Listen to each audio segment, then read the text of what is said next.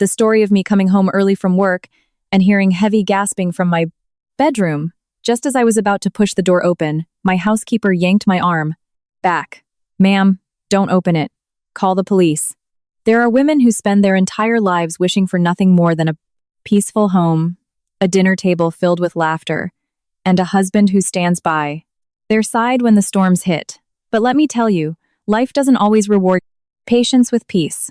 Sometimes, the more you endure, the weaker people think you are.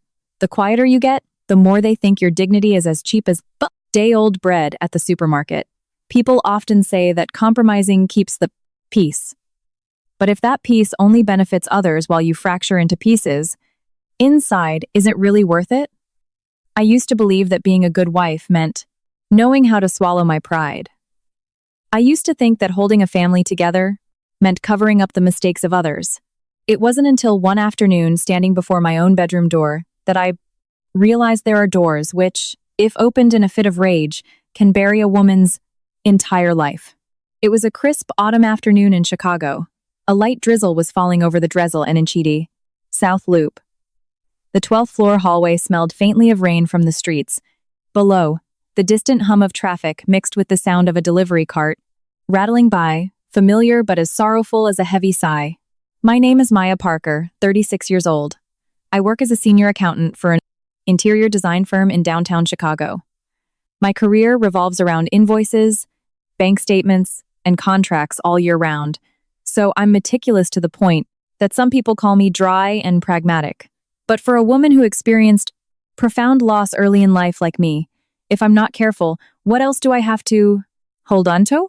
I married my husband, David Jenkins, when I was 27. He's 2 years older than me, a construction project manager. When we first met, he wasn't the talkative type. He was gentle, rarely went out drinking with the guys, and would stop by the grocery store after work to pick up fresh vegetables and chicken. A few times when I had to work late during tax season, he stood outside my office, building in the freezing wind, holding a thermos of hot soup, smiling that gentle smile of his.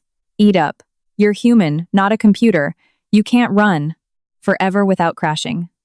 Just a simple joke, but it softened my heart. Back then, I already owned a modest 800 square foot condo in the South Loop. The mortgage was nearly paid off. It wasn't a luxury penthouse. The walls were painted a simple cream, the kitchen was narrow, and the balcony barely had enough room for 2 pots of basil and a tiny folding chair. But to me, it was my youth. It held the months I lived on frozen dinners, the nights I stared at spreadsheets until my eyes were bloodshot, and the down payment my biological mother had scraped together for me before she passed away. She died less than a year before my wedding. On her hospital bed, her hands as thin as dry twigs, she to a stations, squeezed mine and whispered, "Maya, when you get married, you have to know how to compromise. But you can compromise on anything except your humanity. Don't let anyone make you forget you are a person." I cried then, thinking she was just a worried mother leaving her daughter behind, without a safety net. I never expected that years later her words would become the life raft that pulled me out of a hurricane inside my own home. After the wedding, David moved into my condo. I never made him feel like a guest. To me, when a husband and wife live together, wherever there is love, there is home. I never brought up the title or the deed to hold it over his and head. The deed was in my name because I bought it before the marriage, and the money came from my late mother. That was it. I thought making things clear from the start would prevent headaches later. But as the saying goes, the tree wants to stand still, but the wind keeps blowing. About 3 months after our wedding, my mother-in-law, Martha, moved up to Chicago from her small town in Ohio. She was in her early 60s, a petite woman whose hair was always perfectly sprayed, her mouth constantly repeating, "I'm old now. I just need my kids around me to be happy." She said the house in Ohio was too lonely. The wind howling against the siding at night made her depressed. David, feeling sorry for his mother, turned to me. "What if we let Mom stay with us for a while? It'll be nice to have her around. When we have kids, she can help out." I stayed silent for a few seconds, then nodded. Not because I was overly generous, but because I felt no child could bear to leave their aging mother alone. Besides, I wanted us to bond. I was so naive back then, thinking that if I treated people with kindness, they would return the favor.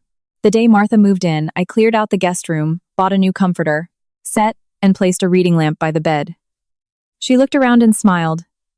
"You're quite the homemaker, Maya. The place is small, but it's neat. David is blessed to have you." Hearing that warmed my heart. Whenever she ran into our neighbors, in the elevator, she would brag, "My daughter-in-law is wonderful. She has a big corporate job but still takes care of the house. Having her is like having my own daughter." But let me tell you, some compliments are like a sugar glaze. They look shiny on the outside, but when you really taste them, they leave a bitter aftertaste. In public, she called me her daughter. But at home, behind closed doors, she began dropping little remarks that sounded light but chipped away at my heart bit by bit. One day, I was reviewing my bank statements for the final mortgage payments. Martha was sitting at the kitchen island, snapping green beans. She glanced over and asked, "Is this place still only in your name, Maya?" "Yes, Martha. I bought it before David and I got married. Just a few more months. And the mortgage is entirely paid off." She let out a small, snapping a bean in half with a sharp crack. When a woman gets married, holding on to separate assets so tightly isn't a good look. The husband's family is the roots of the tree. No matter how many branches you grow, if you forget the roots, it won't last. I paused but managed a polite smile. "I understand what you mean, Martha. I just think having the paperwork clear gives our family peace of mind." She dropped the handful of beans into the colander, her voice still soft. "Women, these days are so independent, everything has to be calculated. In my day, when a woman married, she gave her whole heart. Nobody calculated what was mine and what was his." I didn't answer. The soup was boiling on the stove, the steam hitting my face, yet I felt a chill. That night, I mentioned it to David. He was scrolling through blueprints on his iPad and just brushed it off with a laugh. "Mom's old, she just thinks the traditional way. Don't take it to heart. What matters is how we live together." I looked at him, wanting to ask, "If it really matters, why don't you correct her?" But we were newly married. Who wanted to ruin the mood over one passing? Come on. From the day Martha moved in, my condo changed little by little. The vase of flowers I loved on the dining table was put away because she found it in the way. My favorite ceramic plates were moved to the bottom cabinet because the good stuff should be saved for guests. The meals catered more to her and David's Midwestern tastes. I told myself that living together required compromise. If a woman makes a fuss over a plate or a vase, people call her petty. But compromise is a dead-end street if it only goes one way. The further you walk, the more trapped you get. Once I came home from work and saw Martha out on the balcony, talking on her cell phone. Her voice was low but clear. "Yeah, the house is in Maya's name, but they're married. Sooner or later, it belongs to David anyway. I'm figuring it out gradually." I stood behind the kitchen door, still holding a bag of groceries, feeling like I had just missed a step on a staircase. She turned, saw me, and looked slightly startled before pasting on a smile. "Oh, you're home. What did you get for dinner?" I smiled back, though my mouth felt dry. "Just some asparagus, Martha." Dinner that night was perfectly normal. Roast chicken, mashed potatoes, a side, salad. Martha still served me a piece of chicken and told me to eat while it was hot. David still asked how my day at the firm was. Everything looked incredibly peaceful. But I was the only one who knew that, from the moment I heard the words, figuring it out gradually, this small condo was no longer just the home of my husband and me. It had become a target in my mother-in-law's eyes, something she believed would inevitably belong to her son. That night, I stood out on the balcony for a long time. The autumn wind whipped my hair. The misty rain felt freezing against my skin. Down in the courtyard, people were walking their dogs, calling out to one another, living perfectly normal lives. Meanwhile, in the condo I had poured my blood, sweat, and tears into buying, I felt like I had to walk on eggshells. I missed my mom so much, it choked me. If she were alive, she would probably tell me not to rush to sadness. That time reveals everyone's true depths. But Mom, back then, I still believed his family was my family. I still believed that if I was just kind enough, my Mother-in-law would love me, like she claimed in front of the neighbors. It took me a long time to realize that shadows don't fall over a house all at once. They creep in quietly through every dinner, every comment, every glance. By the time you notice, the brightly lit house is already half dark. After overhearing that phone call, I lived more cautiously in my own home. It wasn't that I stopped caring, but there was a scratch on my heart. If you get a paper cut, to avoid the edge of the knife, let alone a woman who clearly hears her own assets being quietly calculated by someone else. But life went on. I went to work in the morning, stopped by the grocery store, came home, and cooked. Martha still sat at the kitchen island. David still came home from construction sites, smelling of dust and drywall. I told myself she was just an old woman talking big, until one rainy Chicago evening just after the holidays. I was setting the table. We had meatloaf, garlic, green beans, and roasted potatoes. Nora, my daughter, was coloring at her little desk in the living room.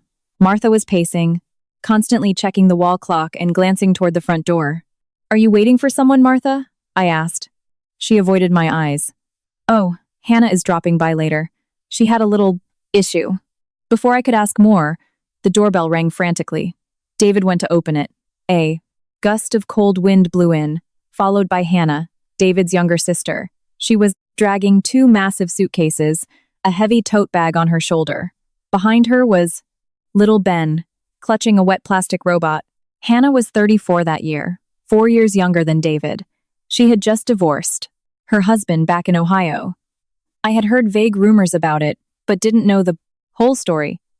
Her face was puffy from crying, her bangs plastered to her forehead from the rain.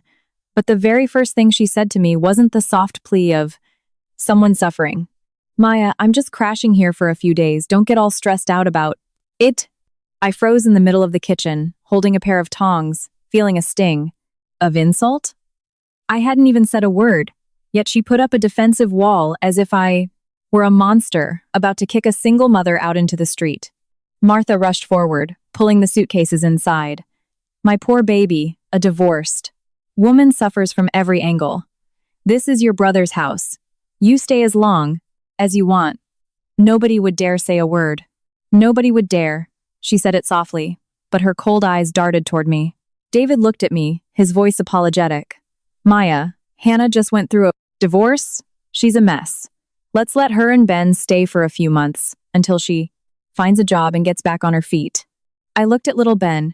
He was hiding behind his mother's legs, looking around, the room with anxious eyes.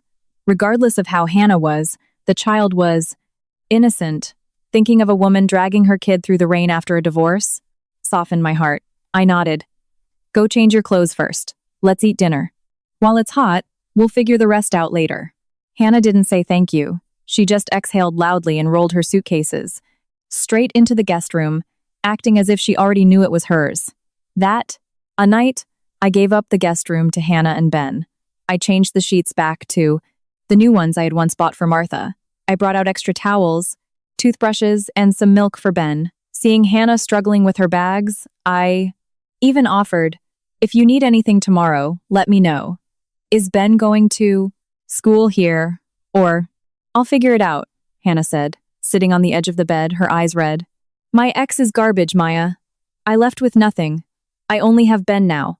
Hearing that, I genuinely felt for her. Women, even if they aren't close, understand the humiliation and pain of a broken marriage. I made her a cup of hot cocoa. She took it, looking down. "Thanks, Maya." At that moment, I honestly thought having more people in the house wouldn't be a big deal, as long as everyone was respectful. Adding an extra plate to the dinner table didn't cost much. After all, she was my husband's flesh and blood. But Hannah's few days dragged on from one week to the next. At first, she helped out with small chores.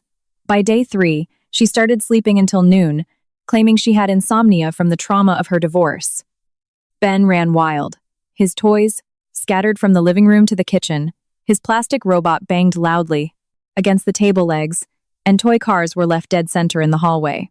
Once, I was carrying a pot of hot pasta water and nearly slipped on a Lego. "Ben, sweetie," I reminded him gently, "when you're done playing, please pick up your toys. Leaving them in the middle of the floor is dangerous." Before Ben could answer, Hannah yelled from the bedroom, "He's just a kid, Maya. Kids need to be active to be smart. You're too strict. Nora's going to have a lot of anxiety growing up with you." I swallowed my reply. Nora looked up from her desk. She was a good girl, she always put her things away. Yet at that moment, she looked like she was the one at fault for being too quiet. From the day Hannah and Ben stayed, my fridge became a free-for-all. The yogurt I bought specifically for Nora vanished in an afternoon. The shrimp I was saving for a weekend pasta dish was fried up by Hannah as a midnight snack for Ben. One day, I came home from work to find the rice cooker left open, the rice dried out, the serving spoon tossed onto the counter, attracting fruit flies. I kept telling myself, she just got divorced. Her mental state is fragile. Let it go. But by the end of the month, the utility bills had spiked by 50%, and the grocery budget had skyrocketed. I'm an accountant. I just have to glance at a spreadsheet to see the hemorrhage. Going from 3 adults and a quiet child to 4 adults and a rowdy kid naturally increases costs. I wasn't stingy, but I needed a conversation about sharing the burden. One evening after dinner, when Martha seemed in a good mood, I brought it up. "Hannah, I don't mean to be nitpicky, but the house is a lot fuller now and the grocery and utility bills have gone up quite a bit. Could you maybe chip in a little bit next month?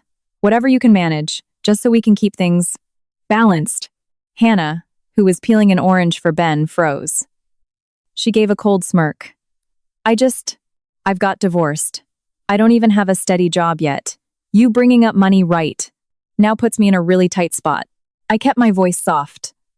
"I understand, which is why I said whatever you can, manage." Martha slammed her water glass down on the table. "Maya, I'll be honest with you. Family counting every cent of the electric bill and every drop of water. Where is the love in that? Hannah came here because she's suffering. Are you forcing her to pay rent like a tenant?" I looked at her. "I'm not forcing anyone to pay rent, Martha. I just want things to be transparent so we don't build resentment." Martha scoffed. Transparent. You're always talking about being transparent.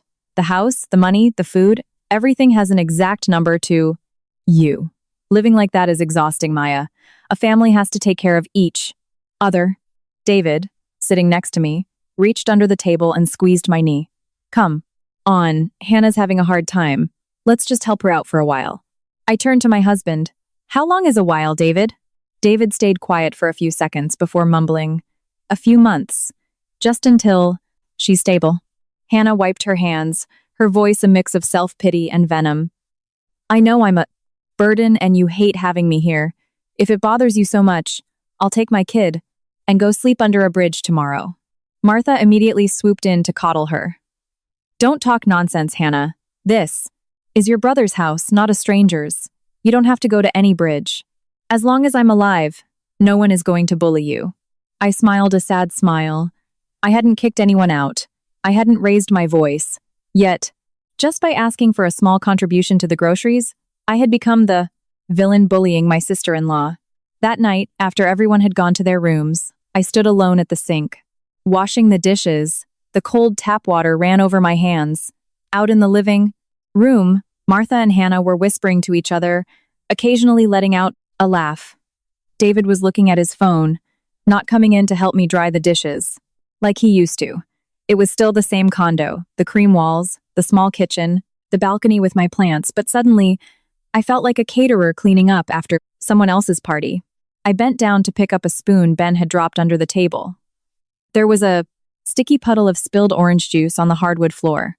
I grabbed a rag and wiped it up, asking myself if the moment I opened my door out of pity, I had inadvertently opened another door for disrespect to walk right in. Life with Hannah and Ben shattered the quiet evenings I cherished. Before, after dinner, Nora would do her homework at the table. David would review his blueprints, and I would wash dishes to the steady hum of the running water. We weren't rich, but we had order. Now, the TV was always blasting. Ben was running around screaming, occasionally crashing his remote control cars into the bath's furniture. Hannah would lie on the sofa, endlessly scrolling through her phone. She claimed she was looking for remote work, but I only ever saw her watching TikToks and shopping on Amazon. I didn't yell. I told myself to be the bigger person, but the more I compromised, the more they treated my silence as submission. The real conflict began at the dinner table. Since her daughter arrived, Martha took over the cooking more often. Initially, I was glad, thinking she wanted to help me out, but then I noticed how the food was distributed. The best slice of roast beef went to David. The tenderest piece of chicken was placed on Ben's plate. The perfect scoop of mashed potatoes was handed to Hannah with a, "Eat up, sweetheart. A divorced woman needs her strength, or people will say your mother's family doesn't take care of you." I sat there, holding my plain white rice, hearing the words, "mother's family," and finding it ironic. This was my condo. The money paying for this food came largely from my paycheck. Yet the way she spoke made me feel like a beggar at their table. One evening, I came home later than usual because my firm was closing the firms and is in month-end books. When I opened the door, the smell of baked ziti filled the air. I was starving. I quickly changed out of my work clothes and walked into the dining area. The table was set. David, Martha, Hannah, Ben, and Nora were already eating. I looked at the table. There were only 5 plates. I froze. Nora looked up, her little voice piping up. "Mommy, come sit by me." She was about to jump down to grab me a plate, but Martha spoke over her. "Oh, we figured you ate at the office. You came home so late, how were we supposed to know to set a place for you?" I tried to keep my voice steady. "No, I haven't eaten. We were swamped at work today." Martha didn't even look at me, just scooped more pasta onto Ben's plate. "Well, go get yourself a plate then. You have hands and feet. We can't wait on you hand and foot forever." Hannah let out a little laugh. Maya works at a big corporate office. She's probably used to having an assistant fetch her coffee. Coming home and missing a plate probably feels like a crisis. I walked into the kitchen and grabbed a plate from the dish rack. It was still wet. The cold water dripped onto my hand. I wiped it dry and sat next to Nora. But the baking dish was practically empty, just some burnt cheese stuck to the burly enough. Sides and a few stray noodles. David looked at me, looking slightly guilty. "Do you want me to order you a pizza, Maya?" I asked him quietly. "You knew I hadn't eaten, David." He stayed silent. Just one moment of silence, but it was enough to make the non-existent food lodge in my throat. Nora scooped a meatball from her plate and put it on mine. "You can have mine, Mommy." I quickly put it back. "I'm not that hungry, sweetie. You eat so you can grow. Big and strong." Saying I wasn't hungry was a lie. But what mother could take food from her child just because the adults in the house deliberately forgot her? That night, after everyone went to sleep, I stood in the kitchen microwaving a bowl of instant mac and cheese. As it was heating up, Nora walked out, clutching her stuffed bear. She stood at the kitchen entrance, her eyes red. "Mommy, why didn't Grandma save any food for you?" I stopped the microwave. The steam hit my face, making my eyes sting. "I was late, honey. Grandma just thought I already ate." Nora shook her head. "I told them you hadn't come home yet," Aunt Hannah said. "Who cares? It's her fault for working so late." I turned my face away, terrified my daughter would see me cry. People say kids don't understand anything, but they understand everything. They just don't have the vocabulary to name the cruelty of adults. After that day, Martha stopped hiding her favoritism. Sometimes she'd set the table and purposefully put my chair jammed against the wall, while Hannah got the spacious seat near the fan. Sometimes she cooked a dish she knew gave me mild heartburn and said, "The majority of the house likes it. If you don't eat it. Make yourself a sandwich." Living in a family means going with the majority. I gave a dry laugh. "I go with the majority plenty, Martha. But I am a member of this household, not a ghost hovering by the wall." Martha slammed her fork down. "What is that supposed to mean?" I looked her dead in the eye. "I just hope that when dinner is served, there's a plate and a portion for everyone. It's a basic courtesy, Martha." Hannah, sitting beside her, chimed in. "You keep bringing up small things until they become a big deal." Honestly, people who own their own houses really act differently. Everything has to be calculated like an accounting ledger. God, I forbid you miss one bite of food. I turned to Hannah. "I calculate at the office so nobody steals from anyone else. At home, I just hope the adults don't make a child watch her mother be treated like she's invisible." The air at the table grew heavy. Nora stared down at her plate. Ben kept chewing, oblivious tomato sauce smeared on his face. David put his fork down and sighed. Come on, Maya. It's just a plate of food, it's not a big deal. Mom, didn't do it on purpose. I looked at my husband. His casual didn't do it on purpose felt weightless to him, but it dropped into my stomach like a stone. Once is an accident. Twice is an oversight. Many times is intentional. I asked, if one day we sat down to eat and there was no plate for your mother, would you say it's not a big deal? David was speechless. Martha sneered. Are you comparing me to you? I am the mother-in-law. I gave birth to your husband. You are just a wife. A wife needs to know her place. I squeezed the fork in my hand. I still called her Martha, still spoke politely, but something inside me finally cracked. I know my place, but knowing my place doesn't mean I have to sit at the bottom of the barrel forever. Martha shot up from her chair, the legs scraping violently against the hardwood. She pointed a finger in my face, her voice low but sharp as a razor. You're a piece of work. One word and you bring out the law and debate with your off-debate. Mother-in-law. Remember this. A woman who doesn't know how to endure will find her house as cold as a tomb, no matter how nice the walls are. I replied calmly, the house isn't cold because I won't endure, Martha. And house is cold because someone keeps leaving the door wide open for the freezing wind to blow out the warmth. The moment the words left my mouth, I knew I had crossed a boundary I had previously been too terrified to touch.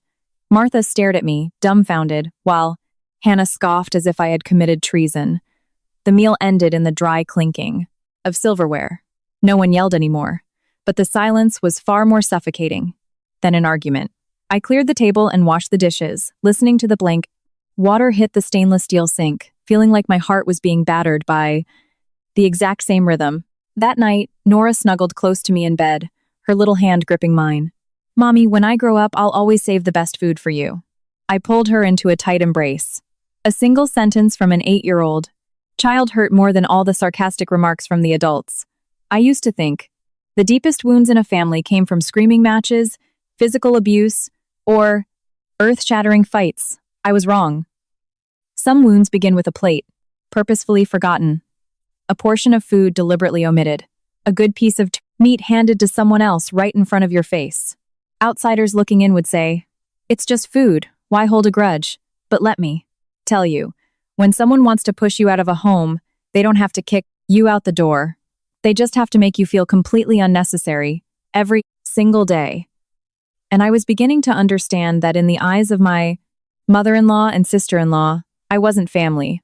I was just the squatter, standing inside the condo they intended to take over. After the missing plate incident, the atmosphere in the house shifted entirely. Martha no longer faked her sweet tone. Hannah stopped beating around the bush. If I walked through the living room while they were talking, they would abruptly go silent. If I went into the kitchen, the whispering would start behind my back. They didn't need to slam a door in my face. They just conversed in a way that let me hear half of it, understand half of it, and feel the pain of the whole thing.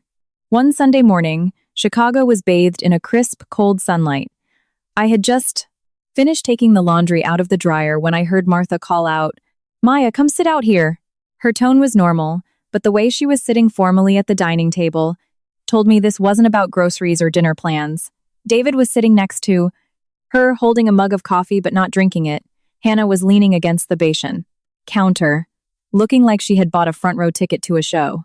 I pulled out a chair and sat down. Yes, Martha? Is something going on? Martha looked at me for a long moment before speaking. The mortgage on this condo is almost paid off, isn't it? Yes, I replied.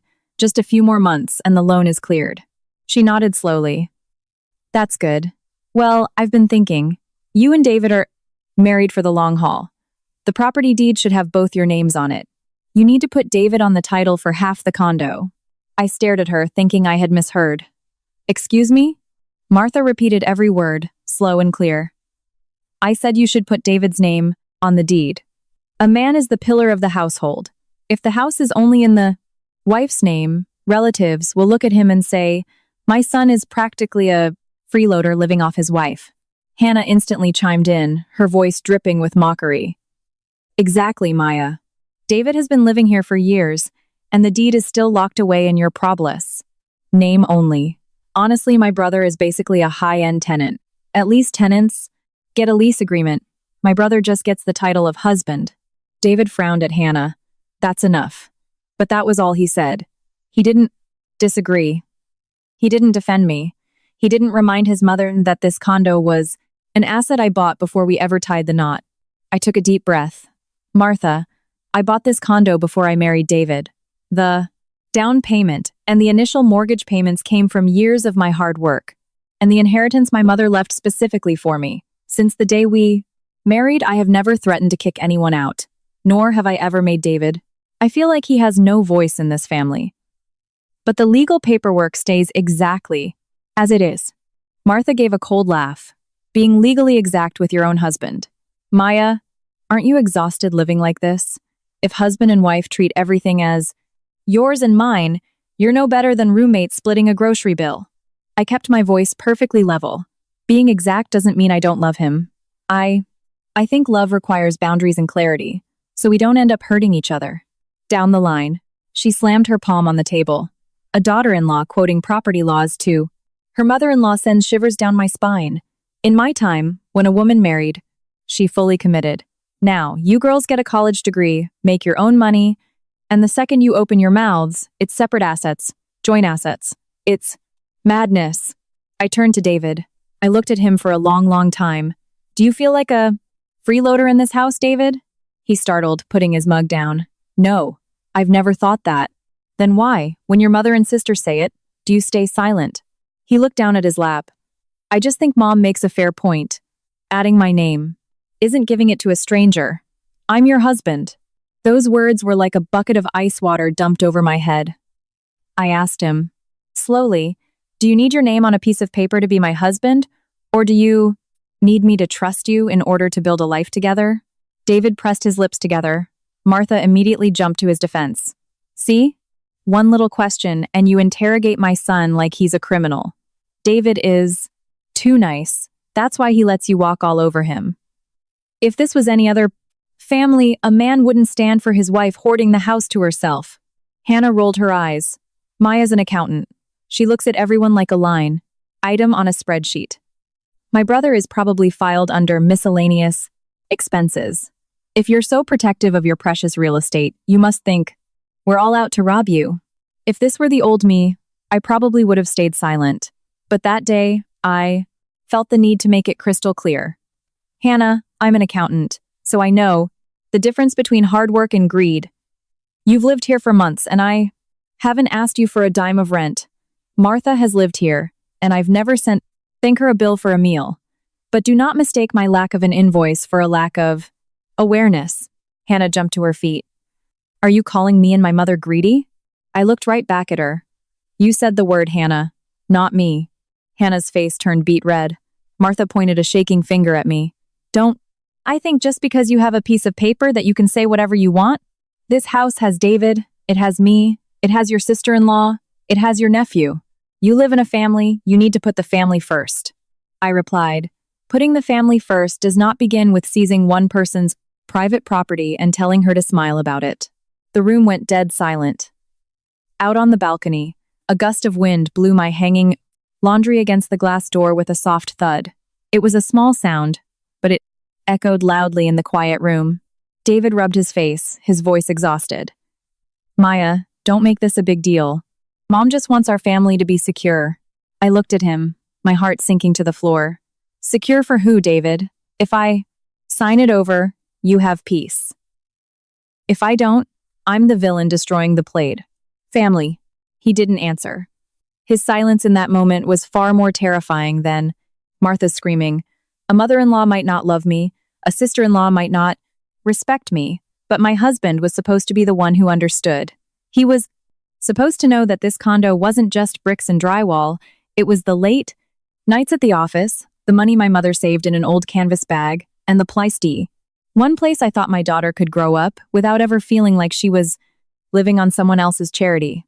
After that confrontation, I went into overdrive. I gathered every important document.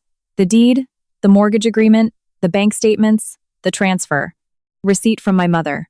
I put them in a secure folder and locked them in a small, fireproof safe I bought for my closet. I changed the passcode. I took photos of every page and saved them to my personal cloud drive.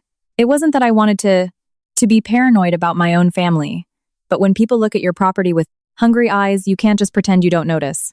From that day on, Martha and Hannah dropped the polite act. The dinner table had less laughter and far more passive-aggressive jabs. Hannah would walk past my closet, glance at the safe, and sneer. Got the crown jewels locked up in there? Pathetic. I replied, I've got my hard work locked in there. Martha, hearing this from the hallway, sighed loudly. It's a sad world when people worship paper more than family. I didn't argue back. I understood that to people who want to take what's yours, the simple act of defending it makes you the enemy. That night, I opened the safe to check it one more time. The deed sat neatly inside a plastic sleeve. Under the dim closet light, it looked like any other piece of paper. But I knew it was the last patch of solid ground Nora and I had to stand on. And from the moment on, I stopped looking at my home as a place of peace. I looked at every lock, every drawer, every glance exchanged in the living room, and realized a bitter truth. Some people don't enter your home to help you build a life. They enter to wait for the day you leave your keys on the counter. By the end of that month, my firm was in the middle of a massive quarterly audit. I left the house before the sun came up and came home with my eyes burning from staring at spreadsheets all day. With the house more crowded, the cooking, cleaning, and laundry kept piling onto my shoulders like a stack of unreconciled accounts. I suggested to David that we hire a part-time housekeeper. He agreed immediately. Martha, however, wasn't pleased. A house full of women, and you have to hire a maid? People will laugh at us. Back in my day, I worked the fields and raised 3 kids without anyone's help. I answered softly. You had it hard back then, Martha, which is exactly why I don't want everyone in this house to be exhausted. It's just a few days a week. Hannah, scrolling on her phone on the couch, muttered, If you want to pay for a maid, go ahead. I don't need one. I didn't argue. I pay. My choice. There are arguments that only exist to drain your energy. It's better to save your breath. The woman the agency sent was Linda, 58 years old, from a working-class neighborhood on the south side. She was a petite woman, her hair peppered with gray, and she spoke slowly and thoughtfully. Her husband had passed away years ago. Her son lived out of state, and she cleaned houses to support herself. The first time she walked in, she greeted everyone politely and arranged her shoes neatly by the door. Just tell me what needs doing, Mrs. Parker. I'm used to houses with kids. I'll keep the little ones' things separate and sanitized. I liked her immediately. She wasn't the type to talk a big game and cut corners. She was meticulous. After wiping down the kitchen counters, she'd double-check the edges and cabinet handles. She washed Nora's clothes separately, ensuring the whites stayed bright. Nora adored her. She'd come home from school and immediately show Linda her work. Miss Linda, look, I got an A on my spelling test. Linda would smile warmly. That's wonderful, sweetheart. Good spelling shows a careful mind. A careful girl will grow up to do things the right way. That sentence reminded me of my mother. Older women who have worked hard their entreclan. The whole lives might not use fancy words, but everything they say has deep roots. Hannah, on the other hand, was instantly hostile. Linda was polishing the coffee table one day when Hannah scowled. Hey, scrub a little lighter, would you? This isn't cheap IKEA furniture, don't scratch it. Linda stopped. Yes, ma'am, I understand. Another time, Linda gently reminded Ben to pick up his toys. Hannah snapped. You just do your job. He's my kid, in my family, I'll parent him. You don't. I need to parent him for me. I intervened mildly. Hannah, Linda just said it so Ben wouldn't trip and hurt himself. Hannah smirked. Ever since we got an outsider in the house, I feel like we're being monitored in every corner. That comment caught my attention. An honest person doesn't fear being watched. But I didn't connect the dots yet. One Saturday afternoon, I was at the office checking some inventory sheets when my phone rang. It was Hannah, her voice shrill. Maya, get home right now. My gold necklace is missing. I grabbed a cab home. When I walked in, the living room felt like a crime scene. Hannah was standing in the middle of the floor, eyes blazing, pointing a finger at Linda. Linda was backed up against the shoe rack, her face pale, her hands wringing nervously. Martha sat on the couch, looking grim. My gold chain was in my purse, and now it's gone, Hannah yelled. There's barely anyone in this house today. The only outsider is her. I put my bag down, forcing myself to stay calm. Hannah, are you sure you left it in your purse? Hannah snapped.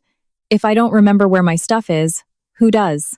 I was wearing it this morning, took it off, put it in my bag, and now it's vanished. That chain is 14K gold, it's not cheap. Martha looked at me. Maya, I'm just being honest here. When you hire help, you have to check them. It's not about being cruel, it's about being safe. We need to handle this right now, before bigger things go missing. Linda's voice shook. Mrs. Parker, I didn't take it. I am poor, yes, but I have never stolen a single dime from anyone in my life. Hannah scoffed. That's what all thieves say. Let me search your bag. If you didn't take it, you have nothing to hide. I stepped forward and placed myself between Linda and Hannah. No one is searching her bag without proof. If something is missing, we check the nanny. Cam, we ask everyone in the house, and if necessary, we file a police report. Hannah's eyes widened. You're defending an outsider over your own sister-in-law. I looked her dead in the eye. I'm defending due process. If someone falsely accused you today, I would do the exact same thing. Martha slammed her hand against the sofa. Gold goes missing in our house, and you want to debate civil rights? They say if you feed a stray dog, it'll bite your hand. I didn't respond. I pulled out my phone and opened the app for the small camera. I had set up in the living room area to keep an eye on Nora while she did her homework. The camera didn't cover every angle, but it was enough to see that around noon, little Ben had dug into Hannah's open purse to find some candy. A few minutes later, the boy ran toward the shoe rack holding something shiny. I called Ben over and kneeled down to his eye level. Ben, buddy, tell me the truth. Did you take Mommy's necklace today? The boy bit his lip, looked at Hannah, and looked down. I thought it was a superhero chain. I played with it and then hid it in a shoe. Hannah's face went white. I opened the shoe cabinet. Sure enough, the gold necklace was tangled inside one of Ben's little rain boots. The room was dead silent. Linda put a hand over her chest, tears slipping down on her face, but she didn't say a word. I picked up the necklace and handed it to Hannah. Your property. Linda didn't take it.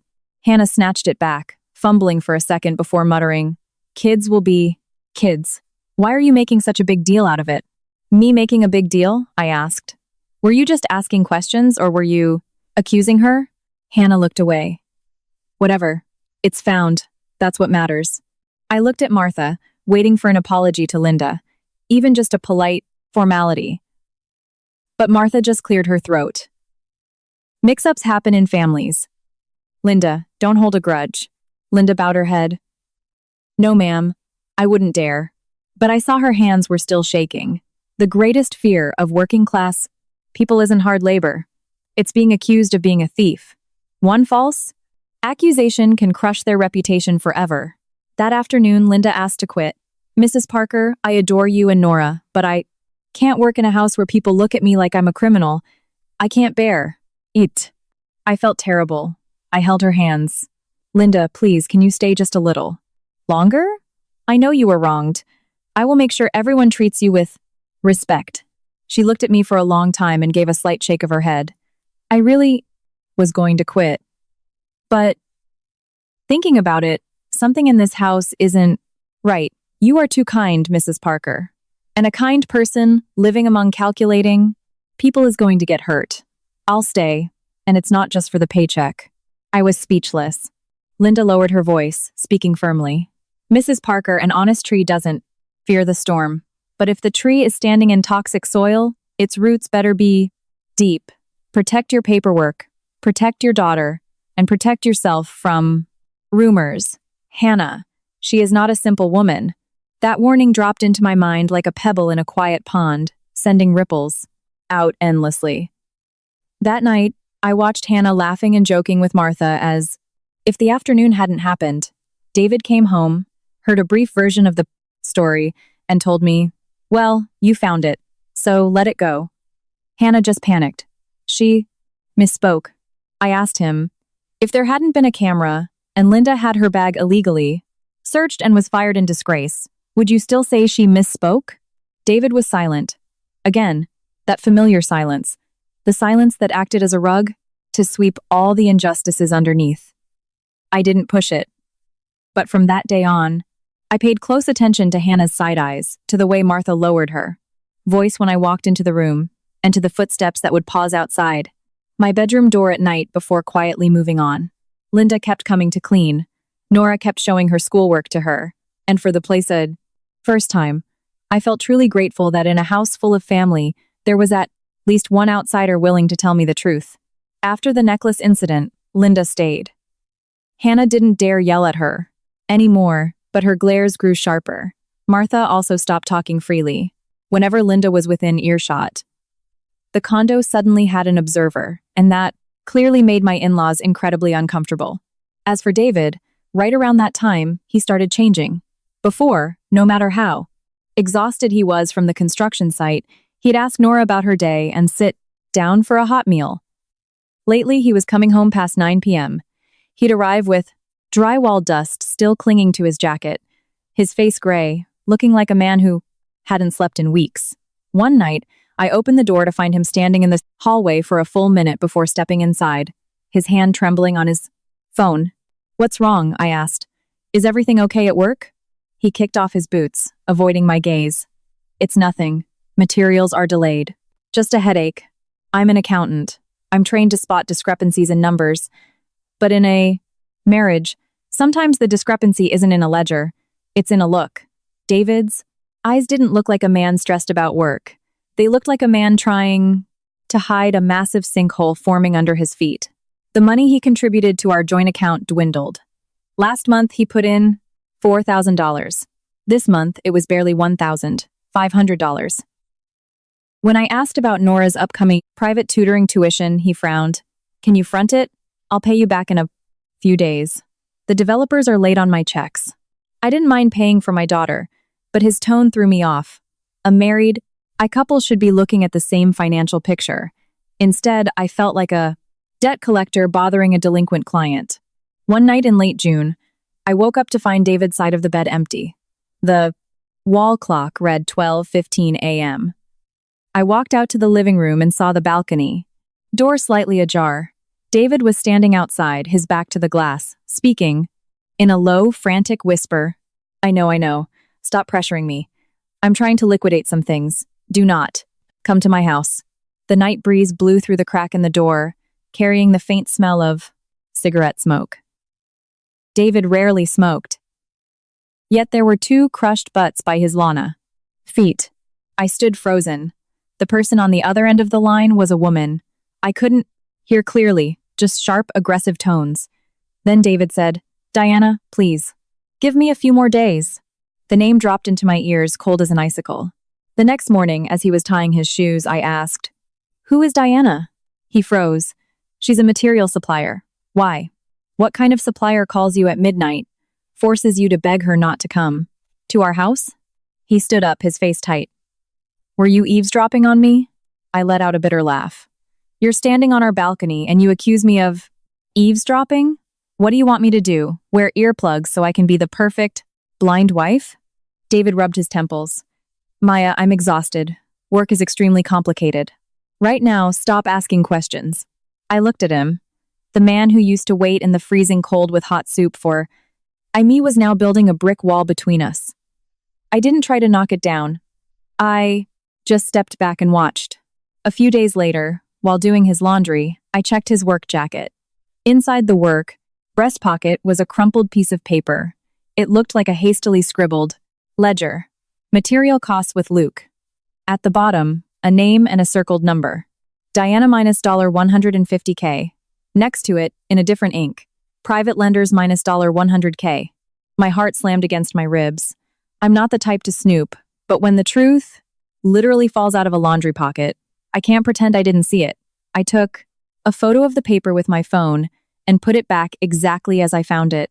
That night, after dinner, once Nora was asleep and Martha and Hannah were watching TV in the living room, I pulled David out onto the balcony. "Tell me the truth right now. What is the $250,000 debt?" All the color drained from his face. "Where did you get that?" "From your jacket pocket. I'm asking you, what is it?" He stayed silent for a long time. Then, like a man pushed to the absolute edge, he slumped into a patio chair. I partnered with Luke on a massive raw materials buy. He said we could flip it to a major developer for a massive profit. I thought I could make enough to remodel the condo, maybe buy a new car for us. And Luke took the money and ran? I asked. David nodded. The supplier never got paid. The lenders want their money with interest. I'm on the hook for $250,000. Even though I had guessed it, my ears still rang. $250,000. And you hid it from me? David looked down. I was afraid you'd stop me. I was afraid you'd say it was too risky. I wanted to laugh. Some people are so afraid their spouse will stop them from jumping off a cliff. They jump in secret. And when they hit the bottom, they wonder why nobody caught them. I forced my voice to stay steady. And the $150K to Diana? He avoided my eyes. She's the supplier. I owe her directly. The other $100K is to private lenders. Private lenders? You mean loan sharks? He didn't answer. That was all I needed to know. Inside, the sound of a sitcom, laugh track echoed from Hannah's TV show. Out on the balcony, I felt my marriage falling down a flight of stairs. David, if a business deal goes bad, if you tell me from the start, we can figure it out. But you hid it from your wife. You went to loan sharks. You have. Another woman calling you at midnight, threatening to show up at our door. What am I to you? He grabbed my hand. I messed up, Maya, but I am drowning. Can you help me out? This one time? I pulled my hand back. Help you how? He didn't answer immediately. His eyes darted toward the glass door, toward where Martha was sitting on the couch.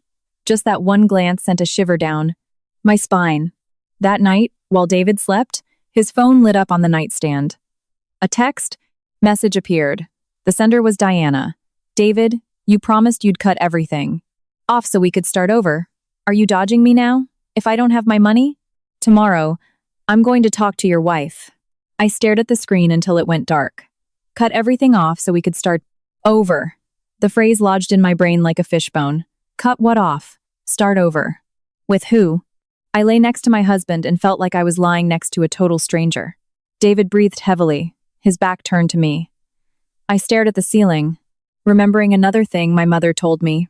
A husband hiding $1 from his wife is scarier than losing $1. You can earn money back, but trust is impossible to stitch back together. I didn't know if Diana was just a creditor, a mistress, or both. But I knew one thing for sure. Behind that $250,000 debt wasn't just bad business. It was built on lies, male ego, and a dark door that David had quietly closed in my face. After discovering the debt, I didn't blow up. Not because I wasn't in agony, but because I knew too many people in this house were waiting for me to slip up. If I didn't control my anger, it would become a knife used against me. I still woke up early to make breakfast for Nora, went to work, and came home on time. But my eyes were wide open. David changed his phone password. Before, he used to leave it on the dining table where Nora would grab it to play games. Now, he took it into the bathroom, with him like it held state secrets. One evening at dinner, his phone buzzed. He glanced at the screen, went pale, and quickly flipped it face down. Hannah, sitting across from him, smirked. Wow. David, you're so popular lately. Your phone rings more than a telemarketer's. Who was it? I asked. Just a contractor, he mumbled. Martha immediately placed a piece of meat on his plate. Men work so hard out in the real world. A wife at home should be sympathetic. Don't suffocate your husband with questions. I put my fork down. I asked one question, Martha. If one question suffocates him, it means he's been running out of air for a long time. David scowled. Maya, stop with the sarcasm. I looked at him, feeling a mix of pity and profound pain. Loving someone who is hiding things from you is like hugging a cactus. The tighter you hold on, the more you bleed. The next night, I woke up again to the sound of the balcony door. This time, I stood behind the curtains. David's voice was a low hiss. Diana, I told you. Don't call me at this hour. No, I haven't told Maya everything. Don't use that against me. He rubbed his face aggressively. Let it go. I didn't promise it. Like that. You're twisting my words. My blood ran cold. Didn't promise it like that? What did he promise? The next morning, I set a glass of ice water down in front of David. Tell me exactly who Diana is. He froze. I told you. She's the supplier. What kind of supplier calls you at midnight, tells you not to dodge her, and talks about promises to cut everything off and start over? David snapped. Stop being so paranoid and jealous. It's business. A man doing business has complicated relationships. I can't handle you interrogating me like this. I laughed softly. What kind of business requires you to hide from your wife? Like a fugitive? Oh, right. You are hiding a massive debt. That shut him up. Martha walked out of the kitchen. Maya, a smart woman, knows how to save face for her husband. David's head is on fire with this debt. Don't pour gasoline on it. I turned to her. I'm not pouring gasoline. I just want to know if my daughter and I are about to be dragged into the flames. Hannah walked out of the guest room, her hair messy but her tone sharp. If you micromanage him this much, no wonder he feels suffocated. Men get accused of cheating so much by insecure wives that sometimes they just say screw it. You're just creating drama, Maya. I looked at Hannah. I don't need to create drama. It grows perfectly fine in the fertilizer of lies. David stood up abruptly, his chair screeching against the floor. I'm going to work. Are you going to work, or are you going to see Diana? I asked. He turned around, his eyes red from lack of sleep. Think whatever you want. And he walked out. The door slammed, leaving a suffocating silence in the living room. That afternoon, I came home earlier than usual. I found David sitting in his bedroom staring at his phone. The second he saw me, he locked the screen. I didn't ask. I didn't demand answers. I just grabbed Nora's clothes for her bath. Silence isn't always surrender. Sometimes it's just waiting to see how long the person in front of you can keep up the charade. Nora tugged on my sleeve and whispered, Mommy, is Daddy sad? I stroked her hair. Daddy has some hard problems at work. You just focus on being a good girl. That night, David slept with his back to me. We lay in the same bed, inches to apart, but the distance felt like a swollen river. I didn't know if Diana was just a loan shark, a mistress, or the shadow created by David's own cowardice. But I knew my trust was shattered. When a woman senses something is wrong, she rarely needs a confession. A diverted glance, a rushed hang-up, a repeated stop, asking questions that's enough to freeze her heart. Saturday afternoon, I dropped Nora off at her art class at the community center. When I got back to the condo, I paused at the front door. I could hear Martha's voice from inside.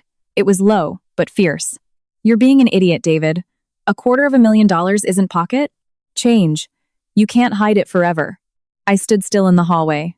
David replied, his voice hoarse. I'm panicking. Mom, I don't know where to get the cash. Hannah jumped in. You've got a massive life raft sitting right in front of you. And you're asking where to get cash? Maya has a pristine condo. The deed is clear. She's got great credit. All she has to do is sign a HELOC. We take the equity out, pay off the debt, and figure the rest out later. My heart turned to ice. So he hadn't told his wife about the debt, but he had told his mother and sister. And in their eyes, I wasn't a family member to be respected. I was the key to a bank vault. I unlocked the door and walked in. All three of them went dead silent. Martha flinched, then immediately smoothed her expression. Oh, you're back. Wash up. Dinner's almost ready. I looked straight at David. When were you planning on telling me? David looked down. Hannah crossed her arms. Well, since you heard, it makes it easier. We're discussing how to save David. I gave a dry laugh. Save David? Or save his debt using my house? Martha frowned. Maya, watch your tone. You are husband and wife. What's yours? Is his. His debt is your responsibility too. I replied, being husband and wife doesn't mean one person secretly takes out massive loans and the other person secretly loses their home. That night, dinner was served, but nobody ate. In the middle of the table, instead of a hot casserole, Hannah placed a stack of papers inside a blue plastic folder. A sticky note on top read, Home Equity Loan Application. Looking at that sticky note made me want to vomit. They wanted to drown me in debt, but they packaged it in a neat blue folder like we were just doing some light home renovations. Hannah pushed the folder toward me. Look it over. I asked a friend who does. Mortgage brokering. The process is fast. You sign the paperwork, use the condo, as collateral. The bank wires the funds, we pay off Diana's $150K immediately, and we pay down the loan sharks with the rest. Boom. Done. I flipped through the pages. The application, the promissory notes, the agreement stating, I consented to put a lien on the property in my name to secure David's debt. There were even sign here tabs neatly attached. Who prepared this? I asked. My broker friend, Hannah said quickly. He's doing us a solid, waiving the play and Hannah. Consulting fee. I looked at David. When exactly was this debt incurred? Who are the exact lenders? What are the interest rates? Where are the original loan agreements? What exactly was the money used for? Show me every single receipt and contract. David stammered. The paperwork is a mess right now. I'll gather it later. Just sign this so we can process it. Diana is threatening me. I put the folder down. No, I am not signing a single page until I have a full accounting of this debt. Martha slammed her hand on the table, splashing water from her glass. Your husband is in a crisis and you sit here protecting your precious real estate? You are a cold, heartless woman. Are you going to let those thugs drag him out? Into the street? Hannah added, her eyes red as if she were the victim. Do you want my brother's reputation ruined? Do you want those loan sharks showing up at his job? You want my mother to be humiliated? What good is holding on to that deed? Does sleeping with a piece of paper keep you warmer than your husband? I looked at her. At least the piece of paper didn't hide $250,000 debt from me. David snapped his head up. Maya! I turned to him, my voice slowing down. Don't say my name like I'm the one who caused this. I have one question for you. If I sign this, and you can't make the payments and the bank forecloses on this condo, where do Nora and I live? David opened his mouth, then closed it. Martha scoffed, already imagining losing the house. You only care about yourself. I care about myself because clearly nobody in this room gives a damn about me. Or my daughter, I replied. The air was suffocating. Nora had heard the yelling. I saw her little shadow, peeking out from behind her bedroom door, absolutely still. That tiny shadow hardened my resolve. I could suffer for myself, but I would never gamble my child's roof on the fragile ego and lies of adults. I turned back to David. I won't abandon you in debt. We can sit down, list every creditor, negotiate payment plans, sell off assets, cut our spending, and pay it off slowly.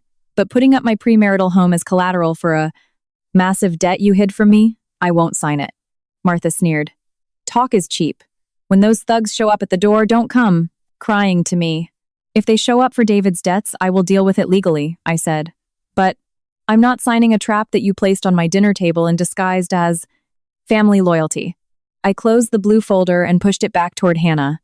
I'm not signing. Hannah's eyes bugged out. Excuse me? I stood up. I made myself clear. No. David reached out and grabbed my wrist.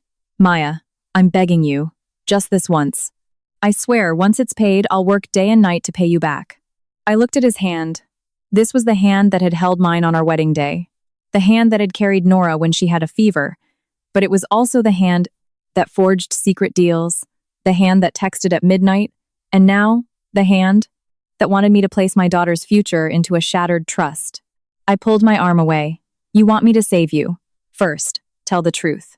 But if all you need is my signature, then you don't need a wife. You need an ATM. David slumped into his chair. Martha looked at me with pure hatred. Remember? This. Today is the day you refused to save your husband.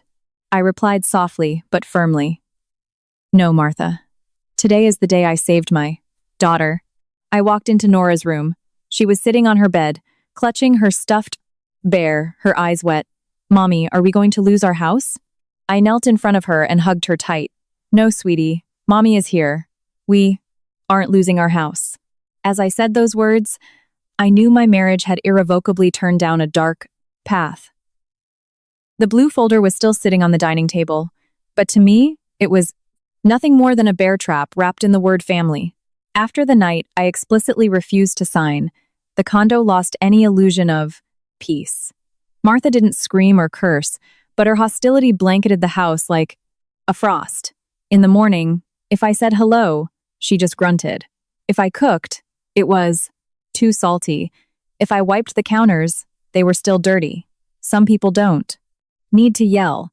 They just turn every tiny detail into a reminder that you are despised.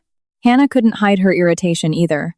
Walking past me, she'd mutter just loud enough for me to hear. Modern women, let the husband drown in debt as long as her precious deed is safe. I didn't engage. Arguing then was like putting my hand in a blender. I had one thought, the more they pushed, the more awake I had to be. 3 days later, on a Wednesday afternoon, I was at work when my phone buzzed.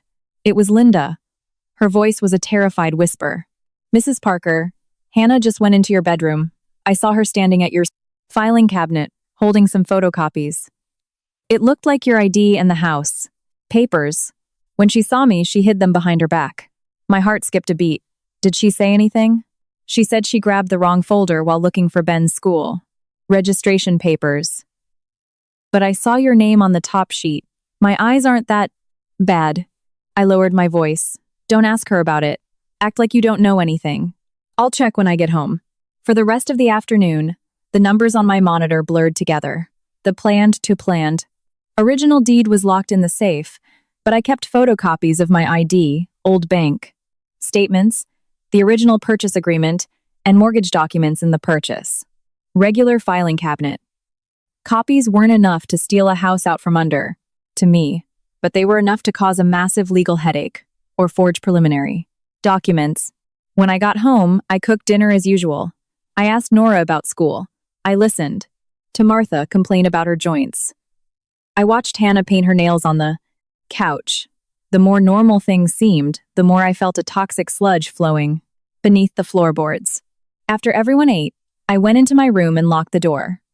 The top drawer of the filing cabinet had definitely been rummaged through. The color-coded folders were slightly out of order. The paperclip on my mortgage file was skewed. Someone who wasn't used to handling documents wouldn't notice, but I was an auditor. A paper off by a millimeter annoyed me. I opened the safe. The original deed, the transfer proof from my mother, the original contracts, they were all still there. I exhaled, but I wasn't relieved. Someone had breached my last private sanctuary. That night I asked David, "Did you know Hannah was rummaging through my filing cabinet today?" David frowned. She was looking for Ben's school stuff. Stop being so paranoid. I looked at him. Ben's school registration requires my driver's license and my mortgage statement. He threw his towel on the chair. Maya, everyone in this house is stressed out. 2 of their minds because of this debt. Stop acting like we're a bunch of thieves. Has anyone stolen anything from you? I let out a dry laugh. Waiting until something is stolen to call it theft is a little too late, don't you think? He got defensive. You've changed. You never used to be this calculating. I haven't changed, I replied. I just realized my trust was placed in the wrong hands. David went silent, but his silence no longer broke my heart. It just confirmed that whenever it came to his mother and sister, he would always take the path of least resistance. That night, after Nora was asleep, I pulled out my laptop. I rescanned everything, the deed, the purchase agreements, the bank transfers from my mother, the mortgage payoff statements. I saved them to a new encrypted cloud drive, an external hard drive, and a secure server at work. I wasn't doing this because I liked being paranoid. I did it because I refused to ever be in a position where I had to prove the truth empty-handed. I also texted an old college friend, Sarah, who was now a family and real estate lawyer. Her reply was brief but anchoring. No one can force you to sign. Keep all documentation. Do not sign anything until I review it. If you suspect forgery, coercion, or blackmail, document everything. For the first time in days, I didn't feel like I was standing alone in a crowded room. Near midnight, I heard footsteps in the hallway. Through the crack under the Rumina door, I saw Hannah's shadow move quickly and slip into her room. I didn't open to the door. I just sat on the bed, my hand resting on the locked safe. Locks only. Keep out honest people. But from that night on, I knew I was no longer living on blind faith. After the filing cabinet incident, I couldn't sleep deeply. Every time I heard a floorboard creak in the living room, my eyes snapped open. I wasn't afraid of ghosts. I was afraid of the living. Ghosts only scare you once, but greedy? People invent a new scheme every day. I kept going to work, taking Nora to school, cooking meals, calling Martha, Mom, calling Hannah by her name, but I was building fences in my mind. My important papers were locked up, my phone passcode was changed, and I no longer had sensitive conversations in the living room. One evening, Nora brought her teddy bear into my room much earlier than usual. She didn't ask for cartoons, didn't chatter about her day. She just crawled under the covers and pressed herself against me. What's wrong, sweetie? I stroked her hair. Did someone at school mean to? You? Nora shook her head. After a long silence, she whispered, Mommy, Aunt Hannah, said something weird. My hand stopped. What did she say? Nora looked toward the bedroom door, her voice so faint I had to lean in. I heard Aunt Hannah talking to Grandma in the kitchen. Aunt Hannah said, as soon as she opens the door, she won't be able to argue anymore. A chill ran down my spine. Opens what door, honey? When did you hear this? This afternoon when I went to get water. Grandma thought I was sleeping. Aunt Hannah was whispering. Grandma said, just make sure she doesn't find out. I got scared, so I ran back to my room. I froze. As soon as she opens the door, make sure she doesn't find out. Those words were disjointed, but when placed next to the rummaged files, the loan, application, and Hannah's smirks, they felt like the heavy humidity right before a tornado. I kissed Nora's forehead. Listen to me, Nora. From now on, if you hear the adults say anything that scares you, you come tell me. But you don't ask Grandma or Aunt Hannah about it, understand? Nora nodded. Does Grandma hate you, Mommy? My heart physically ached. I didn't want to plant resentment in my daughter's heart, but I couldn't lie and tell her everyone loved me. Adults misunderstand each other sometimes, sweetie. You just remember that Mommy will always protect you. Later that night, when I went to the kitchen for water, Linda was drying some glasses. Seeing me, she put a finger to her lips. She pulled me toward the backed laundry alcove and whispered, Mrs. Parker. I saw Hannah get a package delivered. Today. It was tiny, the size of my palm. She opened it in her room, but when she threw the box in the trash, I saw the picture. It was a mini hidden camera. My heart pounded. Are you sure? I know what I saw.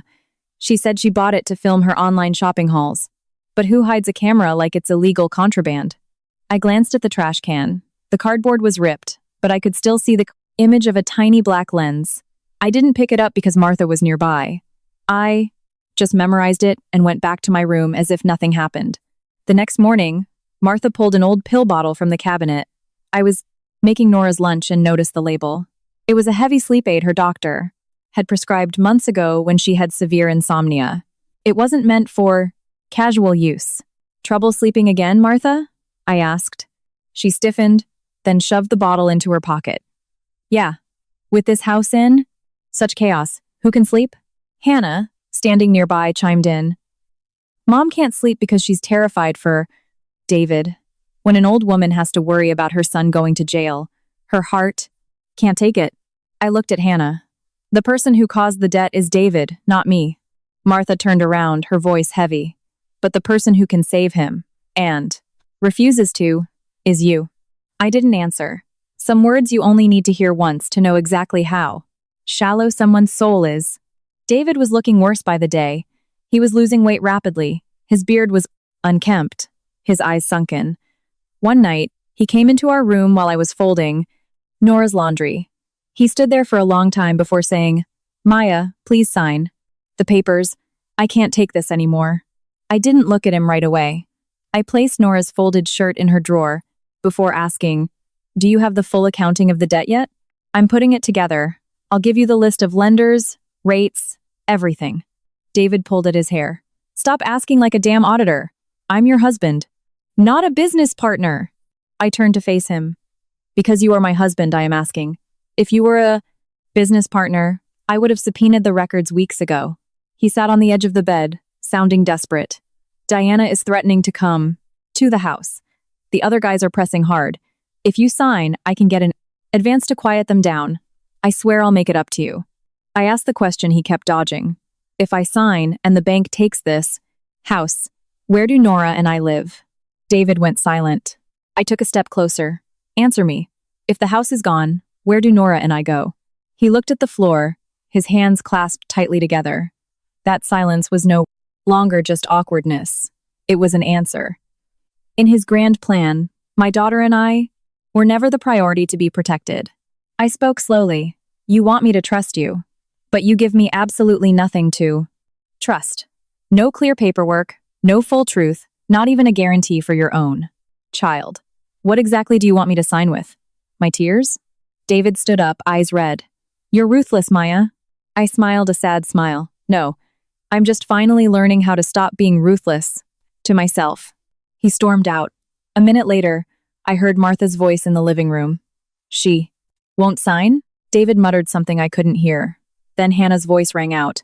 Let me handle it. She talks a big game, but women like her are terrified of a scandal. I stood frozen behind the bedroom door. From the kitchen, Linda looked toward me. Her eyes didn't ask questions. They were just full of dread. She walked past the hallway holding a rag and murmured to the air, Mrs. Parker, lock your bedroom door and don't drink anything in this house unless you poured it yourself. That soft warning felt like a boulder dropping on my chest. From that day on, I kept a separate water pitcher for Nora and me in my bedroom. I didn't cause a scene, didn't interrogate them. I knew without proof anything I said would be twisted into hysteria or paranoia. But my intuition was no longer a quiet alarm. It was a siren blaring in my chest. Something was being prepared. And the most terrifying part was that the trap wasn't out in the dangerous world. It was being set in the exact center of the condo I thought was my safe haven. After hearing Hannah say, let me handle it, I didn't treat the tension in the place, the house like normal family friction anymore. A woman's intuition is like smelling smoke before a fire. You don't see the flames yet, but your lungs already burn. A few days later, David suddenly softened. He stopped bringing up the HELOC. He stopped scowling when I asked about the debt. One night, he even bought a box of donuts Nora loved, put it on the counter, and said, I know you've been stressed, Maya. I'm going to figure it out myself. I won't pressure you anymore. If this were the me from a few years ago, I would have felt relieved. But when a man drowning in a $250,000 debt suddenly says I won't pressure you, I only felt terror. Debt doesn't evaporate like rain on hot asphalt. 2. Much silence means they've either given up or they've found another way in. Much later, when the police took statements and Linda handed over the audio recording and Diana explained her side, I finally understood Hannah's master. Pilan. Hannah knew I suspected David and Diana were having an affair. She knew that to unbreak a wife, you just have to stick a needle in her sorest spot. So, Hannah secretly used David's phone to text Diana, leaving the messages intentionally vague. Come to my place Friday afternoon to hash this out. Don't let Maya know. I'm exhausted. I want to cut everything off and start over. If Diana read it, she'd think David wanted to negotiate the debt. If I saw it, I'd think my husband was sneaking his mistress into our marital bed. That Friday afternoon, Hannah invited Diana over under the guise that David was going to sign a payment plan and hand over a cash advance. Diana, desperate to get her $150K back, agreed. She had no idea she was walking into a trap. According to Linda, starting early that afternoon, Martha was busy in the close-to-your-name kitchen. She squeezed fresh orange juice and poured it into 3 glasses, muttering, something for the guest when she arrives. Later, the hospital talk screen would show that David and Diana had traces of a heavy sedative in their systems. As for the orange juice that day, I can only say it was highly suspicious. David had been forced by his mother to drink a few shots of whiskey earlier. A man who makes mistakes needs liquid courage to face the music, she told him. Between the immense stress, the lack of sleep, and the alcohol, David was already disoriented. When Diana arrived, Hannah was uncharacteristically sweet. She offered her the juice. I know you're frustrated. Go into the bedroom to talk to David. It's more private. We don't want the kids hearing about debt out here. Private. That was the noose. Linda saw Hannah take Diana's phone, saying, let to me charge that for you, before slipping it into her own purse. Linda also saw Hannah place the mini hidden camera on the TV stand in the master bedroom, pointing straight at the door. If they wanted to catch an affair, they would point it at the bed. But the camera was waiting for someone to burst through the door. They didn't need to. I film anything explicit. They just needed to film my face when I lost control. A. Wife kicking down a door, finding her husband and another woman in the bedroom, screaming, grabbing hair, slapping faces. Just a 10-second out of context clip. If I opened that door alone, they would have the video. They could send it to my HOA, my corporate HR department, my conservative relatives. Once I was terrified of losing my job, my reputation, and having Nora bullied at school, they would slide that blue HELOC folder back across the table. My signature wouldn't be given out of love. It would be extorted through terror. Linda told me later that right before everything went down, she heard Martha say, "Clearly, she's held on to this house for too long. Time to show her a daughter-in-law doesn't get to run the show." And Hannah replied, "As soon as she opens the door and we get her face on camera, it's over." Hearing that, Linda's blood ran cold. She didn't understand the full legal blackmail, but she knew they had dug a pit right in the middle of my living room, not with shovels, but with my dignity. But that afternoon, I was still sitting in my downtown office, completely unaware of the stage that had been set. Around 4 p.m., my manager announced that our audit meeting with the external partners was canceled due to an emergency on their end. I packed up my laptop, thinking I'd go home early and make a nice butternut squash soup for Nora. That early arrival was the single variable that ruined their perfect chess game. It was a crisp afternoon. The wind off Lake Michigan was sweeping dry leaves across the pavement. I remember it vividly, because it was one of those afternoons where being off by just 5 minutes could have changed the entire trajectory of my life. I had texted Linda earlier, "Please get Nora from the bus stop today. I'll be late."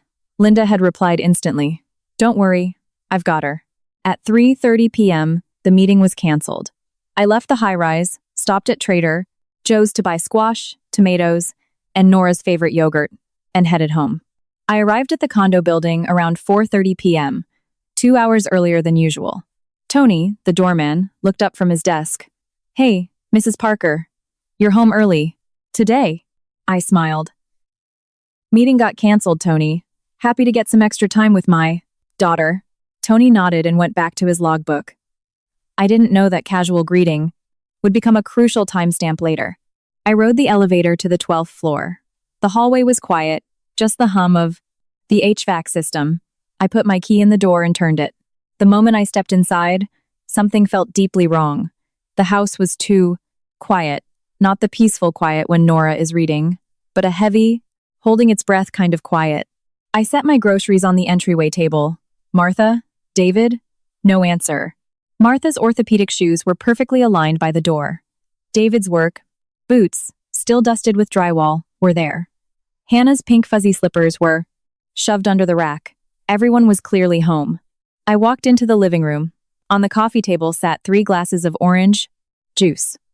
One was full, one was half empty, and the last only had a few pulpy drops left at the bottom. Next to it was a crumpled napkin. The faint smell of menthol, rub mixed with the sharp tang of cheap whiskey hung in the air, making the room feel stifling. I frowned. The TV was off. Hannah's bedroom door was cracked open. Nora's room was silent. I looked at the wall clock. The second hand ticked with a dry, rhythmic echo. Then, from the master bedroom, a sound emerged. Heavy breathing. At first, it was faint, like someone choking. Then it grew. Louder, frantic, broken, like someone desperately trying to suck in air. Mingled. With the gasping was a soft, distressed moan. I froze in the middle of the living room. My entire body went ice cold, but my face flushed with heat. My mind instantly flashed to Diana's texts, the midnight calls, David on the balcony, Hannah's snide remarks. They all swirled together into a sickening tornado. Are they in there? Did the husband I trusted actually bring that woman into our marital bed? My heart hammered against my ribs. My knuckles turned white, gripping the handles of my grocery bags. The bag of squash slipped from my hand. A heavy gourd, rolling across the hardwood floor, thumping against a table leg. I didn't pick. Fire it up. I just stared at the closed bedroom door. From inside, the gasping grew more urgent. My mind wasn't rational anymore. You can read 100 self-help books on staying calm, but when you're standing feet away from what sounds like your husband cheating on you in your own bed, what woman's blood wouldn't boil? "David, open the door!" I yelled. No answer. I slammed my hand against the wood. David, is Diana in there? I heard a faint thud, like something kicking the footboard. Then, a weak, broken woman's voice drifted through the wood. Open. Help. My ears rang. That was a woman's voice. It wasn't Martha.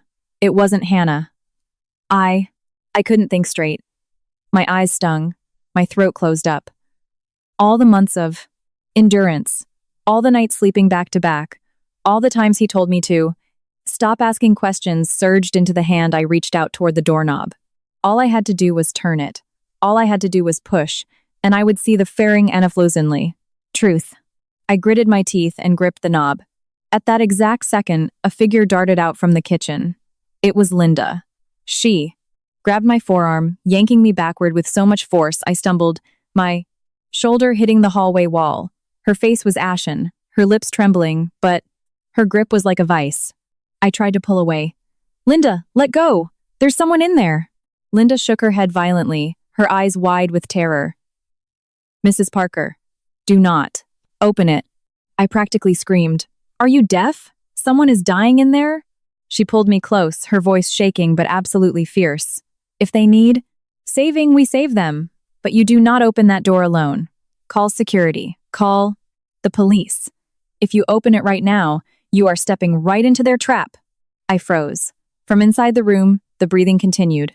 Weaker now, but undeniable. In the living room, the glasses of orange juice sat innocently in the afternoon sunlight. My arm throbbed from Linda's grip, but the pain snapped me out of my blind rage for a split second. I looked at her, my voice hoarse. What trap? What did you see? Linda swallowed hard, her eyes darting toward the bedroom door as if afraid. Speaking too loudly would summon a demon. Around 3 p.m., that Diana woman showed up. Hannah let her in, told her David was waiting in the bedroom to sign the debt papers. I thought it was weird, so I kept an eye out. Hearing Diana's name made my chest seize again, but I didn't lunge for the door. This time. Then what? Hannah took Diana's phone, told her she'd charge it, but shoved it in her own purse. Then Martha pushed the orange juice on them. David had been drinking whiskey. His face was all red. A few minutes later, Hannah practically shoved Diana into the bedroom, saying they needed privacy from the kids. I clenched my fists. Was David awake? He was stumbling. I don't know if it was the booze or what, but then Hannah shut the door. I saw her set a little black camera on the TV stand in there. The camera. It wasn't pointed at the bed, Mrs. Parker. It was pointed straight at the bed. Door. That sentence was like a bucket of ice water over my head. Pointed at the door, meaning they didn't care what happened inside the room. They were waiting for me. From inside the room, the woman's voice whimpered again. Help. Can't. Breathe. I jolted. My instincts surged. Even if I hated Diana, even if she was sleeping with my husband, the person behind that door was a human being in medical distress. I pulled my arm. Linda, we can't wait. What if she dies? I have to. Open it. Linda practically wrapped both arms around me. You save her, but you don't open it alone. It's a setup for an assault charge or blackmail. Once a woman's reputation is ruined on the internet, it's over before you can even explain. I stood there, torn in half. On one side, someone was begging for air. On the other, a trap was waiting to devour me. I had never felt so paralyzed in my life. Linda shook me. Listen to me. Call Tony at the front desk. Call the HOA. President. Call 911. You open that door with witnesses and no one can twist the truth. I took a deep, shuddering breath. My hands were freezing. I pulled out my phone, my fingers shaking so badly I messed up my passcode twice. Linda put a hand on my shoulder. Calm down. You act out of anger for 1 minute. They own you for a lifetime. That grounded me. I dialed the lobby front desk. Tony picked up instantly. Tony, it's Maya on 12. I need you up here right now. Someone is locked in my bedroom and having a medical emergency. I need witnesses to open the door. Grab Mr. Henderson from the HOA office, too. Is it serious? Tony asked, his tone shifting. It might be. Hurry. I hung up and dialed 911. I told the dispatcher there was a suspected medical battery. Emergency, someone gasping for air behind a locked door, and I needed paramedics. And police immediately. When I hung up, I realized the back of my blouse was soaked in sweat. Right at that moment, the guest bedroom door swung open. Hannah marched out, her face pale but her expression hostile. "What the hell are you doing making all these phone calls?" Behind her, Martha emerged. Her hair was slightly messy, her cardigan buttoned unevenly. She glared at my phone, then at Linda, her eyes venomous. "Maya, who? Did you just call to my house?" I stared at her. "I called security, the HOA president, paramedics, and 911. Martha's voice shrieked. "Are you insane? Calling the police into a family? Or dispute? Are you trying to humiliate your husband? Humiliate me?" If this were years ago, the word humiliate would have made me cower. But right then, the gasping behind the door was still echoing in my ears. Their pride did not outweigh a human life. And it certainly didn't outweigh the truth. "Someone is struggling to breathe in my bedroom, Martha. I called professionals to help and bear witness. If you did nothing wrong, what are you afraid of?" Hannah stepped forward, her voice shrill. "If you think David and Diana are in, there, just open the damn door and look. Why make a circus out of it? Or are you too scared to see the truth?" I looked at Hannah. For the first time, I saw past her bravado. I saw pure, unadulterated panic. She wanted me to open the door. She wanted it desperately. I spoke slowly. "Hannah, the more you beg me to open it alone, the more I know I shouldn't." Hannah's face lost all color. Martha pointed a shaking finger at Linda. "It's this Maid, isn't it? Whispering poison in your ear, eating our food and tearing our family apart." Linda lowered her head, but she didn't step back. "I just told her to get witnesses. Every second counts in an emergency. I may be poor, but I'm not blind to right and wrong." Martha choked on her words. Before Hannah could speak, heavy footsteps pounded. Down the hallway, followed by rapid knocking. I ran to open it. Tony, the doorman, stood there, keys in hand. Behind him was Mr. Henderson, the HOA president, wearing a half-buttoned cardigan. Two neighbors poked their heads out, then quickly shut their doors. "What's going on, Maya?" Mr. Henderson asked. I pointed to the bedroom. "Someone is gasping for air in there. The door is locked. I didn't want to open it alone because I suspect foul play. I need you all to witness this." Martha went ghost white. Hannah bit her lip, her hands subconsciously, death gripping her purse, the purse she hadn't let go of since Tony walked in. I looked at the bedroom door one last time. I wasn't opening it in a jealous rage anymore. I stood tall, surrounded by witnesses, realizing that a clear mind is the ultimate armor when you're backed into a corner. Just then, two Chicago police officers arrived, radios crackling. "Who's the homeowner?" one asked. "I am." I stepped forward. "Maya Parker. There's a medical emergency in that room, but due to suspicious circumstances, I waited for you." The officer turned to Martha and Hannah. "Where's the key?" Martha clutched her chest, playing the frail old woman. I don't know. We don't lock doors inside the house. They must have locked it from the inside." Hannah nodded vigorously. "Right, no key. Maya is just being a crazy, jealous wife making a scene." I looked at Hannah. Her knuckles were white on her purse. "We're opening it," the officer said. Tony stepped up with a master bypass tool. "It's a standard interior lock," he noted, popping it open with a sharp click. The door swung inward. A wave of stale air, smelling of whiskey, menthol, and sweet citrus hit us. I looked inside and froze. David was slumped sideways on the bed, semi-conscious. His shirt was untucked, unbuttoned at the collar. His face was gray, his lips dry. He didn't look like a man caught in an affair.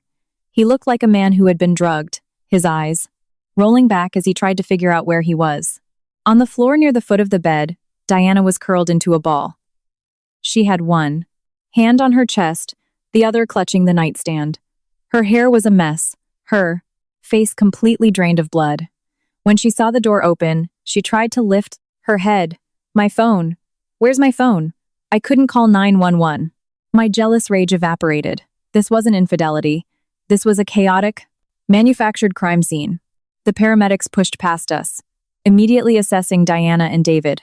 An officer held up his hand. "Nobody else enter the room. Do not touch anything." Mr. Henderson pointed at the TV stand. "What is that?" Everyone looked. Nestled between a tissue box and a bottle of Vicks VapoRub was a tiny, black, square camera. The red recording light was steadily blinking. It wasn't pointed at the bed. It was pointed dead center at the doorway. The police officer immediately put on a glove and secured the camera. I turned to Hannah. "Is that your camera, Hannah?" She stammered. I bought it for online streaming.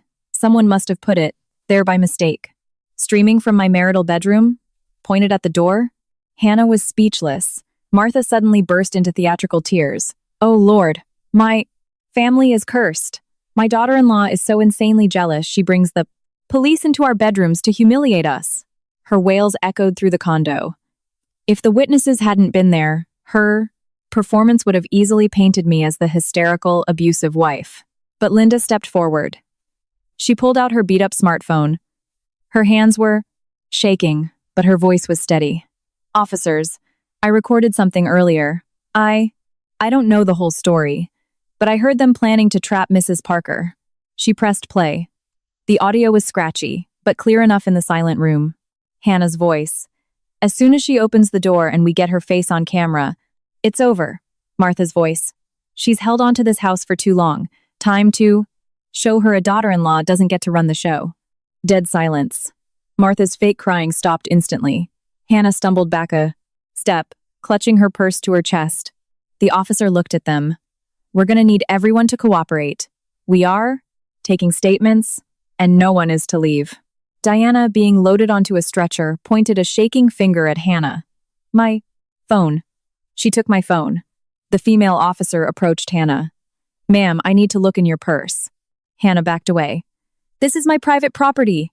You need a warrant. We have probable cause regarding a medical emergency and stolen property," the officer said firmly. She took the bag. Inside was Diana's powered-off cell phone. But that wasn't all. Beneath it was a blue plastic folder. The officer pulled out the contents. There were the photocopies of my ID, my original condo deed, the unsigned HELOC application, a drafted, highly unfavorable divorce settlement, and a quitclaim deed, transferring my condo to David. I stared at those papers, my blood turning to ice. "You stole these to force my signature, didn't you?" Hannah stuttered. I was just holding them for David. They're drafts." "I never asked you to hold my ID or my deed, Hannah." Martha tried to intervene. "She's just trying to help her brother. You're framing her." I looked at Martha. "Helping your son doesn't give you the right to steal from my filing cabinet and drug people in my house." In the days that followed, I thought the police involvement would shame them into silence. But people who are caught in a lie rarely apologize. They just try to drag you down with them. While I was at the hospital waiting on the toxicology reports, my phone blew up. The South Loop neighborhood Facebook group was going crazy. I opened the app and saw a 15-second video clip.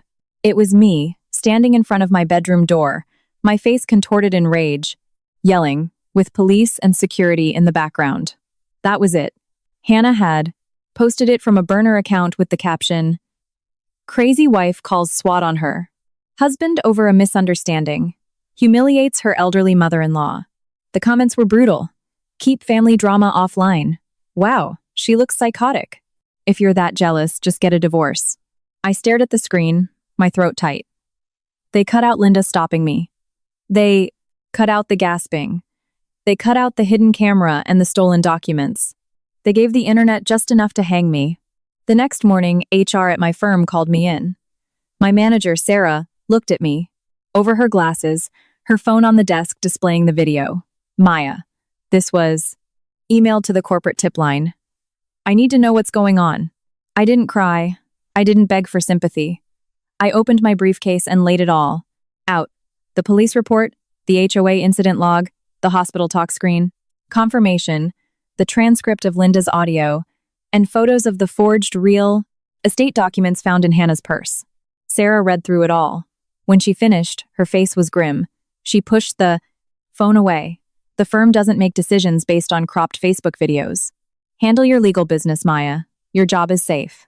That one sentence made my eyes burn. In a world ready to execute you in the town square, someone willing to look at the evidence is a lifesaver. That afternoon, I met with the detectives. Diana had given a full statement. She confirmed Hannah, lured her there, drugged her juice, and stole her phone so she couldn't call for help when the sedatives kicked in. The police were pursuing charges against Hannah for reckless endangerment, theft, and attempted extortion. Martha was implicated as an accessory. David came to see me a few days later. He waited outside the condo building, looking like a ghost. Maya, I'm so sorry. I didn't know they were going to drug Diana or set up a camera. I just thought we were negotiating. Please give me another chance. I looked at the man I had loved for nearly a decade. I didn't feel rage anymore. I just felt an overwhelming emptiness. You didn't know about the camera, but you knew about the debt.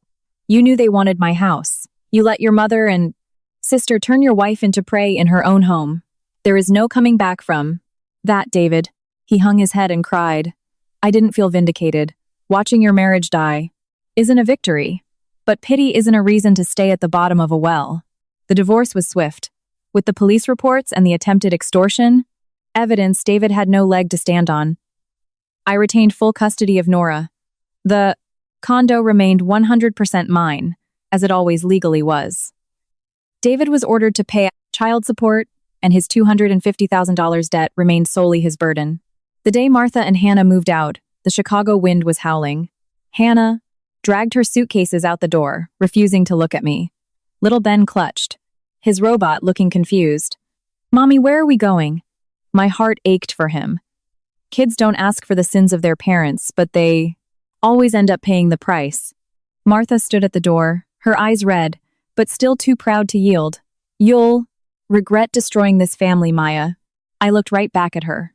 I didn't destroy this family, Martha. It was destroyed the day you treated your daughter-in-law like an ATM and decided my dignity was something you could bargain with. The door clicked shut. For the first time in months, the condo was utterly silent. I could hear the faint sound of Nora breathing as she slept in her room. Diana reached out to me once more before she left the city. I'm sorry for those texts, Maya. I crossed a line threatening your marriage over money. I didn't hold a grudge. You made your mistakes, Diana, but you told the truth to the police when it mattered. That's enough. Linda stayed on with me full-time. I no longer thought of her as the housekeeper. She was the woman who pulled me back from the edge of the cliff. Without her trembling hand on my arm that day, my life would have been buried under forged deeds and viral videos. One weekend, I had a locksmith come and change the deadbolts. The sound of the drill was loud, but to me, it sounded like the definitive end of an era. I put the new deed back in my safe, and on top of it, I placed a photo of my late mother. In the picture, she was smiling gently, her eyes reminding me, compromise is a virtue, but protecting yourself is survival. That night, the kitchen was warm. I made roast chicken, mashed potatoes, and garlic green beans. Nora sat next to me, Linda across the table. No one was judging me. No one was pushing loan documents across the table. No one was using the word family as a weapon. Nora scooped a large piece of chicken onto my plate and beamed. Eat up, Mommy. I saved the biggest piece for you. I laughed, realizing there were tears running down my cheeks. I had lost a marriage, but I had kept my child, my home, my dignity, and myself. For a woman who spent too long trying to keep the peace, simply keeping myself intact was the greatest victory of all. In this life, being kind is good. Being patient is noble, but never be so patient that people forget you have a spine. Being a wife doesn't mean paying for your husband's hidden sins, and marrying into a family doesn't mean putting your entire life under their feet.